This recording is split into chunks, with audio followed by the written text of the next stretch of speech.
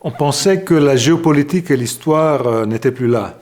Et en vérité, ils nous ont rattrapés, toutes les deux. Ils nous ont rattrapés avec cette idée que l'Occident, l'Orient, se sont remis d'une certaine façon à être l'un contre l'autre. Ça a été comme ça quand la Russie a fait son choix de remettre le temps comme en 56, comme en 68, comme à Yalta, avec l'idée qu'un pays doit forcément être dans la sphère d'influence d'un autre, même si les habitants de ce pays, l'Ukraine, n'en veulent pas savoir. Et la même chose avec ce qui s'est passé avec la Chine, donc avec cette fermeture après tant d'années d'ouverture. Et à nouveau, on voit Occident-Orient, plusieurs Orients, deux Occidents, l'Occident européen, l'Occident américain, qui n'ont plus su se parler.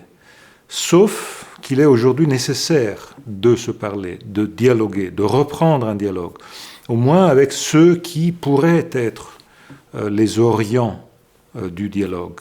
Je pense évidemment à beaucoup d'autres Orients. Je pense à l'Orient des pays d'Asie sud-orientale, je pense à l'Orient du Pacifique, je pense à l'Orient de la Corée, du Japon, et je pense aussi à l'Orient de la Chine, avec laquelle il faut reprendre un dialogue. C'est l'intérêt de tout le monde. Pourquoi ? Parce que nous nous trouvons face aujourd'hui à des défis qui sont des défis existentiels.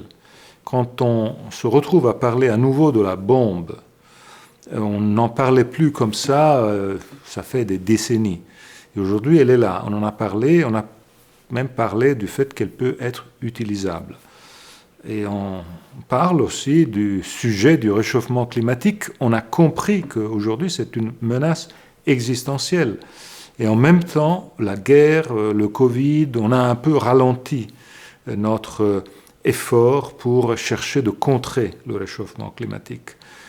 Mais pour contrer ces menaces, pour chercher de répondre à ces défis existentiels, il faut être tous ensemble, il faut une cohérence. Et dans cette phase, en vérité, au contraire, on voit l'existence d'un Global South qui est en train de monter et de se mettre contre l'Occident. Donc c'est le dialogue, et c'est un Occident de notre côté qui doit chercher de faire en sorte qu'on ne puisse pas nous dire que nous nous sommes refermés dans notre forteresse contre tous, contre vents et marées. Non, c'est le dialogue. Et c'est pour ça que le dialogue oblige nous tous à faire des efforts. Ce sont des efforts de dialogue qui sont nécessaires entre Orient et Occident.